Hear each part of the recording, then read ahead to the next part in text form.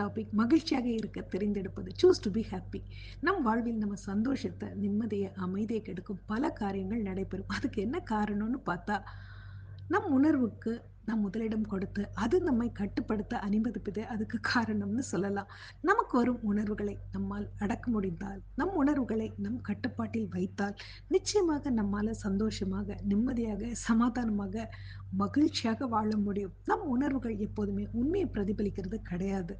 நேர்மறையாக, நம்பிக்கையாக, நியாயமானவர்களாக வாழ்ந்தா, அதாவது எதிர்மறையாக இல்லாமல், நேர்மையற்றவர்களாக இல்லாமல், அநியாயம் செய்யாமல், அதாவது கசப்பு உணர்வுடன், ஊக்கமிழந்து, உற்சாகம் இழந்து, சுய பரிதாபத்துடன் வாழ்றத விட்டுட்டு, சந்தோஷமா எப்படி வாழ்றதுன்றது தான் இன்னைக்கு நம்ம பார்க்க போறோம்.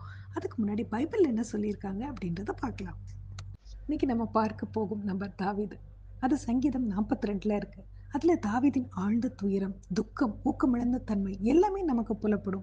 முதல் வசனத்தை பார்க்கும்போது, என் ஆத்துமா உம்மை வாஞ்சித்து கதறுகிறதுன்னு அவர் சொல்ற விதமும், 2வது வசனத்தை பார்க்கும்போது, என் ஆத்துமா தேவன் மேல் தாகமாய் இருக்கிறதுன்னு அவர் தாகத்தையும், 3வது வசனத்தை பார்க்கும்போது, இரவும் பகலும் என் கண்ணீரே எனக்கு உணவாயிற்றுன்னு அவர் சொல்ற விதமும், 4வது வசனத்தை பார்க்கும்போது, என் உள்ளம் எனக்குள்ளே உருகிறதுன்னு அவர் சொல்ற விதமும், இப்படி சொல்லிக்கிட்டே போகும்போது 9வது வசனத்துல, ஏன் என்னை மறந்தீர், சத்துருவினால் ஒடுக்கப்பட்டு நான் ஏன் துக்கத்துடனே திரிய வேண்டும் அவர் கேட்கிற கேள்வியும் நம்ம இருதயத்தை உடைத்தாலும், 11வது வசனத்துல அதுக்குரிய பதில அவரே சொல்றத நம்மால பார்க்க முடியும்.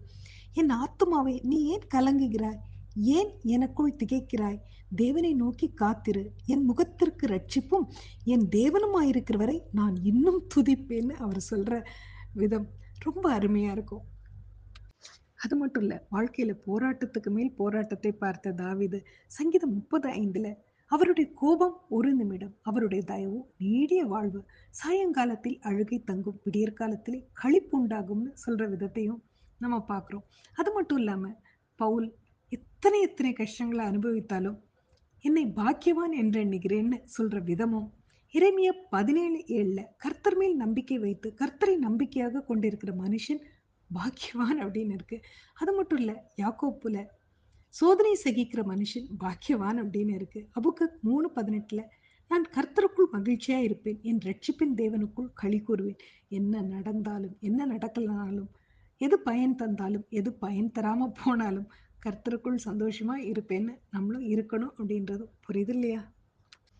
வாழ்க்கையில உணர்வுகள் வர்றது இயல்பு. ஆனா உணர்வுகள் நம்மை மேற்கொள்ளாம நம்ம பார்த்துக்கணும்.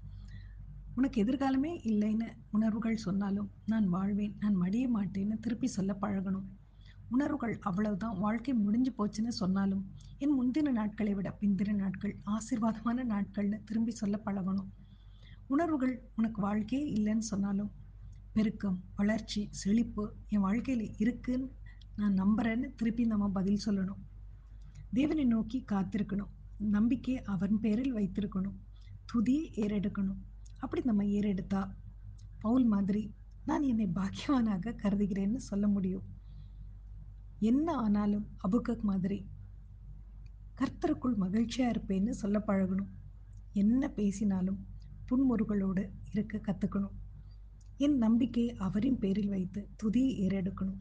நம்ம எப்போதும் கர்த்தருக்குள் மனமகிழ்ச்சியாக இருக்க பழகணும். நம்ம இப்படி